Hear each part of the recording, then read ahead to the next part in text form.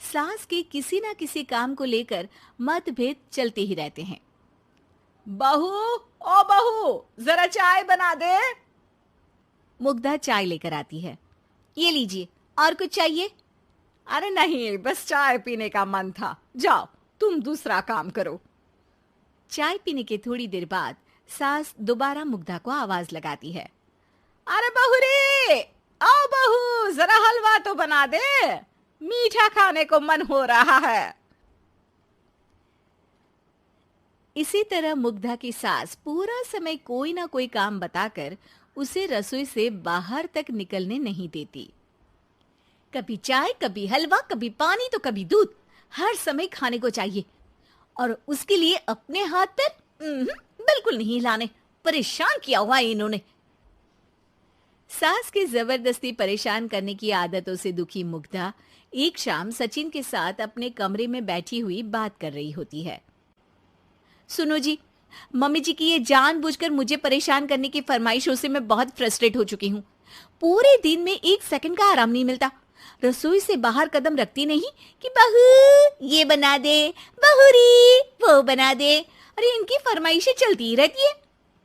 अरे मुग्धा, माँ खाने की शौकीन है, पर उम्र हो चली है, खुद खाना नहीं बना सकती, इसलिए तुमसे बोलती है।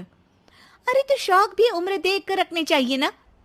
समझ में नहीं आता, हर समय फेविकॉल का जोड़ लगाए सोफे से चिपके बैठी रहती है। इतना सब डाइजेस्ट कैसे हो जाता है उन्हें? अरे तुम मेरी माँ से इतनी नफरत कैसे कर सकती हो? मैं उनसे नफरत नहीं करती जी, बस परेशान हूँ। जहां मुग्धा अपने पति से ये सब बोल रही होती है, वहीं उसकी सास भी कमरे के बाहर दरवाजे से कान लगाए सारी बातें सुन रही होती है और अगली दोपहर रसोई में मुग्धा के पास जाती है। बहू, आज ना मेरा कुछ मसालेदार खाने का मन है। तो चाय बना दूं? मुझे बहुत पसंद है। अरे ना, ऐसा कर लिट्टी चोखा बना ले। और हाँ, जितना मसाला बातों में मिलाकर पति को सुनाती हो ना, सब्जी में भी वैसे ही डाला करो, खाना स्वादिष्ट बनेगा। सास की बात सुनकर मुग्धा हैरान रह जाती है। मतलब अब पूरा समय मुझ पर हुक्म चलाने के साथ बंद कमरे में हुई पति पत्नी की बीच की बातें भी सुनती है? अरे बात जब मेरी थी तो सुनने में क्या दिक्कत है? ये कहकर सास वहां से चली जाती है। अरे अब तो हद पार हो गई। इस तरह से तो ये मेरा जीना मुश्किल कर देंगी। मुग्धा सास की हरकतों से परेशान उसका हल सोचने लगती है और इसी तरह कुछ दिन बीत जाते हैं, जिसमें सास का जन्मदिन आता है। मुग्धा बहुत खुशी के साथ अपनी सास को एंड्रॉइड मोबाइल गिफ्ट करती है। मम्मी, आपको सबसे बात करने के लिए बहुत दिक्कत होती है ना? कभी सचिन तो कभी मुझे बोलना पड़ता है, पर इस मोबाइल से आपको कोई दिक्कत नहीं होगी। एक जगह बैठे बैठे बहुत कुछ कर सकती हैं अब आप। मोबाइल देख सासू माँ खुश हो जाती है, पर उसे इस्तेमाल करना तो आता नहीं, इसलिए साइड में रख देती है। जिसे देख मुग्धा घर का सारा काम छोड़ मोबाइल सेट कर सास को इस्तेमाल करना सिखाने लगती है, जिसके बाद अब सास पूरा समय मोबाइल में ही लगी रहती है। हाय, जब से मम्मी को मोबाइल मिला है मेरी लाइफ में कितनी शांति आई है। अच्छा है, इसी तरह बिजी रहे तो मैं भी सुकून की जिंदगी जी पाऊंगी। अब मुग्धा जब मन करे काम करना, जैसा चाहे वैसा खाना बनाकर खाना, पूरा समय रिलैक्स और खुश रहने लगती है। क्या बात है, आजकल तुम बहुत चहक रही हो।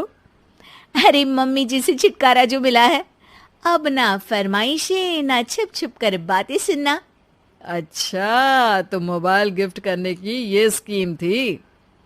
इसी तरह दिन बीतते हैं और अब मोबाइल पर लगी सास फरमाइशों की जगह सवालों के लिए बहू को आवाजें लगाना शुरू कर देती है। अरे बहू सुन तो, देख जरा किसी का फोन क्यों नहीं मिल रहा?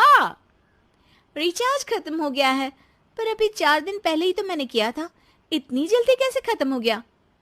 अरे मैंने कल तेरी कनाडा वाली मौसी सास से 3 घंटे बात की थी ना।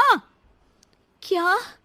इतना महंगा तो मोबाइल भी नहीं आया जितना महंगा इसका रिचार्ज पड़ रहा है। इसके बाद तो जैसे मुग्धा के दिन के 24 घंटे में से 20 घंटे सास के पास उनके मोबाइल रिलेटेड प्रॉब्लम सॉल्व करने की ड्यूटी ही बन जाती है। अरे मुग्धा, ये मोबाइल में अचानक तेरी मौसी सास की शक्ल क्यों दिखने लगी? और ये तो हिल भी रही है।